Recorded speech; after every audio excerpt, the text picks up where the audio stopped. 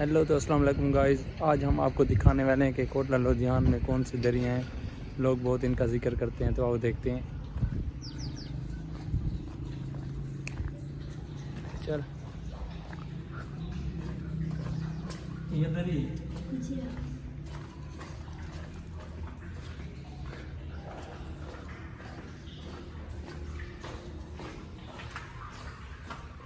यहाँ तो बहुत डर लग रहा है भाई।